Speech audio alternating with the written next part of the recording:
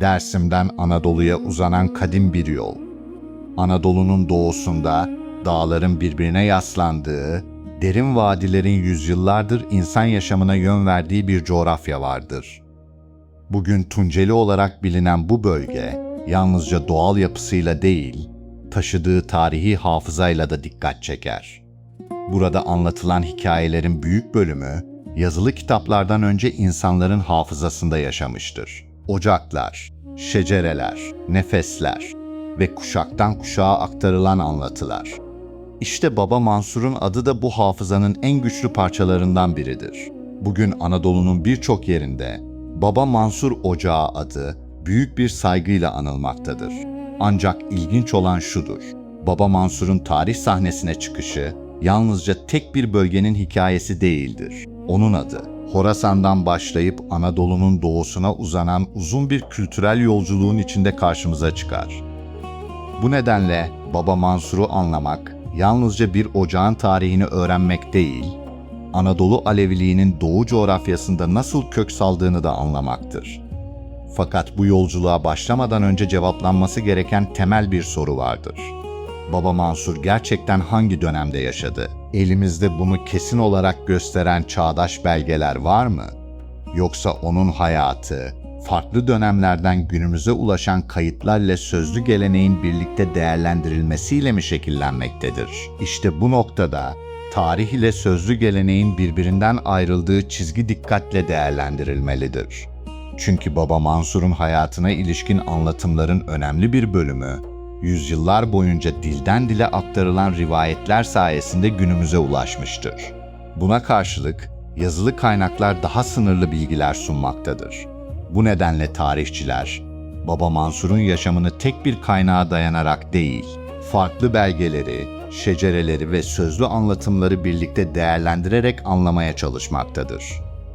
Bu kaynakların ortaklaştığı en önemli nokta ise Baba Mansur'un adının özellikle Dersim ve çevresinde çok erken dönemlerden itibaren güçlü bir saygınlık kazanmış olmasıdır.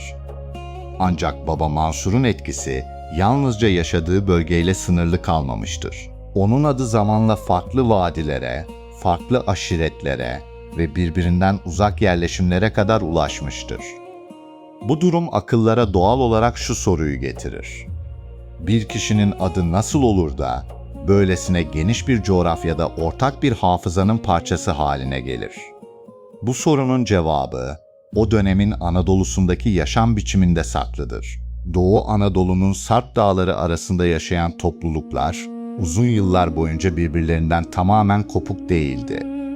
Hayvan otlatma yolları, mevsimlik göçler, ticaret güzergahları ve akrabalık bağları sayesinde farklı topluluklar sürekli temas halindeydi. İşte bu hareketlilik yalnızca insanların değil, düşüncelerin ve inanç geleneklerinin de yayılmasını sağladı. Baba Mansur'un adı da bu doğal ağ içerisinde giderek daha fazla tanınmaya başladı. Özellikle cem erkanını sürdüren topluluklar arasında onun adı güvenilir bir yol silsilesinin parçası olarak aktarılıyordu. Böylece zamanla yalnızca bir kişi değil, onun adına bağlı bir ocak geleneği de şekillenmeye başladı. Fakat burada önemli bir ayrıntı vardır. Baba Mansur Ocağı'nın oluşumu tek bir olayın sonucu değildir. Bu yapı, uzun yıllar boyunca gelişen ve kuşaktan kuşağa aktarılan bir sürekliliğin ürünüdür. Ocak büyüdükçe yalnızca dedeler çoğalmadı. Talip topluluklarının sayısı arttı. Yeni hizmet alanları oluştu ve farklı bölgelerde aynı yol anlayışını sürdüren aileler ortaya çıktı. İşte bu gelişme, Baba Mansur Ocağı'nı Dersim'in sınırlarını aşan bir yapıya dönüştürdü. Bugün Tunceli'nin yanı sıra Erzincan, Elazığ, Bingöl, Sivas ve çevresindeki birçok Alevi topluluğunun sözlü geleneğinde Baba Mansur'un adına rastlanmasının temel nedeni de budur. Ancak Baba Mansur Ocağı'nı diğer birçok ocaktan ayıran asıl özellik yalnızca geniş bir coğrafyaya yayılması değildi. Onu farklı kılan, yüzyıllar boyunca koruduğu güçlü şecere geleneği ve ocak düzeniydi. Ancak Baba Mansur Ocağı'nın yapısını anlayabilmek için önce ocak kavramının burada nasıl işlediğine bakmak gerekir. Dersim'de bir ocak, yalnızca dini hizmetlerin yürütüldüğü bir kurum değildi. Aynı zamanda toplumsal düzenin korunmasını sağlayan bir denge merkeziydi. Anlaşmazlık yaşayan aileler önce kendi büyüklerine danışır, çözülemeyen meselelerse ocağın rehberliğinde ele alınırdı. Bu uygulama, yazılı hukuk kurallarından çok karşılıklı rızaya dayanan bir düzen oluşturuyordu. Bu nedenle Baba Mansur Ocağı'nın etkisi yalnızca cem meydanlarıyla sınırlı kalmadı. Günlük yaşamın birçok alanında da belirleyici bir rol üstlendi. Evliliklerden miras anlaşmazlıklarına, toplumsal barıştan yol erkanının korunmasına kadar pek çok konuda ocağın görüşüne başvuruluyordu. Bunun en önemli nedeni ise güven duygusuydu. Çünkü ocak mensuplarından beklenen ilk özellik bilgi değil, adaletli davranmalarıydı. Toplumun gözünde bir dede, taraf tutan kişi değil, herkese aynı mesafede duran bir hakem olarak görülürdü. İşte Baba Mansur Ocağı'nın uzun süre etkisini koruyabilmesinin temel nedenlerinden biri de bu güven ilişkisiydi. Bu yapı zamanla yalnızca tek bir yerleşimle sınırlı kalmadı. Farklı vadilerde yaşayan topluluklar arasında düzenli ziyaretler yapılmaya başlandı. Cemler belirli dönemlerde farklı köylerde kuruluyor, böylece birbirinden uzak yaşayan aileler de aynı erkan etrafında buluşuyordu. Bu buluşmalar yalnızca ibadet amacı taşımıyordu. Haberler paylaşılıyor, yeni evlilikler kararlaştırılıyor, toplumsal sorunlar görüşülüyor ve farklı aşiretler arasındaki ilişkiler güçlendiriliyordu.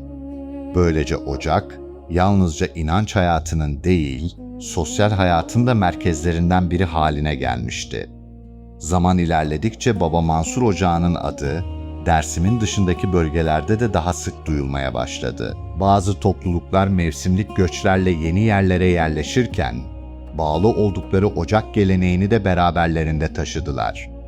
Bu durum, aynı yol anlayışının farklı şehirlerde de yaşamasını sağladı. Bugün Erzincan'dan Sivas'a, Bingöl'den Elazığ'a kadar uzanan geniş coğrafyada Baba Mansur adının yaşamasının arkasında işte bu tarihsel hareketlilik bulunmaktadır. Ancak Baba Mansur Ocağı'nın tarihindeki en dikkat çekici unsurlardan biri kuşkusuz şecere geleneğidir. Çünkü bu ocakta yalnızca sözlü anlatılar değil, nesilden nesile aktarılan soy kayıtları da büyük önem taşımıştır. Bu kayıtlar sayesinde hem hizmet silsilesi korunmuş hem de ocak içerisindeki görevlerin devamlılığı sağlanmıştır. Fakat bu şecereler yalnızca aile geçmişini anlatan belgeler değildir. Onlar aynı zamanda Anadolu Aleviliğinin kurumsallaşma sürecine ışık tutan tarihi hafızanın önemli parçalarıdır. Baba Mansur'un adı yalnızca tarihi kayıtlarda değil, Anadolu Aleviliğinin sözlü geleneğinde de güçlü bir yer edinmiştir. Bu anlatımların en bilineni ise Yanan Duvar menkıbesidir. Rivayete göre Baba Mansur'un doğruluğunu sınamak isteyenler ondan ateşle ilgili bir keramet göstermesini ister. Anlatıya göre o anda bulunduğu taş duvarın bir bölümü alev alır ve duvar ateşin içinde zarar görmeden ayakta kalır. Bu nedenle bazı yörelerde Baba Mansur, Yanan Duvar Piri olarak da anılmaktadır. Ancak burada önemli bir ayrım yapmak gerekir.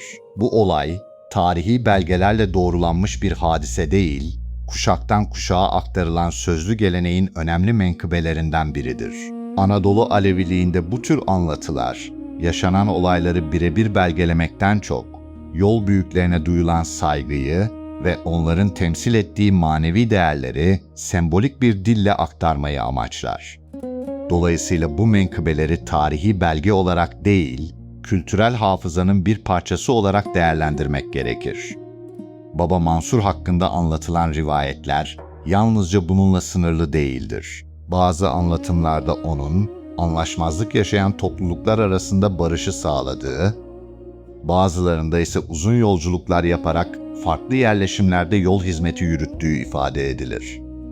Bu rivayetlerin ayrıntıları bölgeden bölgeye değişse de ortak nokta dikkat çekicidir. Hiçbir anlatıda Baba Mansur bir hükümdar ya da asker olarak öne çıkmaz. Aksine insanların güven duyduğu, sözüne başvurduğu ve uzlaştırıcı kimliğiyle tanınan bir yol büyüğü olarak tasvir edilir. İşte bu ortak hafıza, onun adının yalnızca kendi yaşadığı dönemde değil, sonraki kuşaklarda da yaşamaya devam etmesini sağlamıştır. Aradan geçen yüzyıllar boyunca siyasi iktidarlar değişti. Yeni devletler kuruldu, sınırlar yeniden çizildi. Fakat Dersim'in dağ köylerinde anlatılan Baba Mansur hikayeleri unutulmadı. Çünkü bu anlatılar yalnızca geçmişi değil, aynı zamanda ortak kimliği de koruyan bir hafıza görevi görüyordu. Bugün dahi cemlerde okunan bazı gülbanklarda ve ocak silsilelerinde Baba Mansur'un adına rastlanması, bu hafızanın kesintisiz biçimde günümüze ulaştığını göstermektedir. Aradan geçen yüzyıllara rağmen Baba Mansur Ocağı tamamen tarih sahnesinden çekilmiş değildir. Bugün başta Tunceli olmak üzere Erzincan, Elazığ, Bingöl, Sivas ve Malatya'nın bazı bölgelerinde bu ocağa bağlı aileler ve talip toplulukları yaşamlarını sürdürmektedir. Göçlerle birlikte bu gelenek yalnızca Anadolu'da kalmamış, Avrupa'ya yerleşen Alevi toplulukları tarafından da yaşatılmaya devam edilmiştir. Almanya, Fransa, Avusturya, İsveç ve diğer birçok Avrupa ülkesinde kurulan Alevi kurumları içerisinde Baba Mansur Ocağı'na bağlı ailelerle karşılaşmak mümkündür. Bu durum, yaklaşık 800 yıl önce başlayan bir geleneğin yalnızca coğrafya değiştirdiğini, ancak tamamen ortadan kalkmadığını göstermektedir. Bugün ocak sistemi, geçmişte olduğu gibi toplumun bütün sosyal yapısını yöneten bir kurum değildir. Modern devlet düzeniyle birlikte birçok görev farklı kurumlar tarafından yürütülmektedir. Buna rağmen ocaklar, özellikle cem erkanının sürdürülmesi, yol bilgisinin aktarılması ve kültürel hafızanın korunması bakımından önemini korumaktadır. Baba Mansur Ocağı da bu yaşayan mirasın önemli parçalarından biri olarak kabul edilmektedir. Günümüzde birçok aile kendi ocak silsilesini öğrenmeye, eski şecereleri korumaya ve atalarından kalan yol bilgisini yeni kuşaklara aktarmaya devam etmektedir. Bu çaba yalnızca geçmişe duyulan özlem değildir. Aynı zamanda kültürel kimliğin korunmasına yönelik güçlü bir hafıza çalışmasıdır. Belki de Baba Mansur'un adı bugün hala saygıyla anılıyorsa, bunun nedeni yalnızca tarihi kişiliği değildir. Asıl neden, onun etrafında oluşan geleneğin yüzyıllar boyunca değişen şartlara uyum sağlayarak yaşamayı başarmasıdır. Birçok tarihi yapı zamanla ortadan kaybolmuştur. Bazıları yalnızca eski kitapların sayfalarında kalmıştır. Ancak ocak geleneği, yazılı belgelerin ötesinde insanların hafızasında yaşamaya devam etmiştir. İşte bu nedenle Baba Mansur Ocağı, Anadolu Aleviliğinin yalnızca geçmişini değil, bugünü de anlamak isteyen herkes için önemli bir yere sahiptir.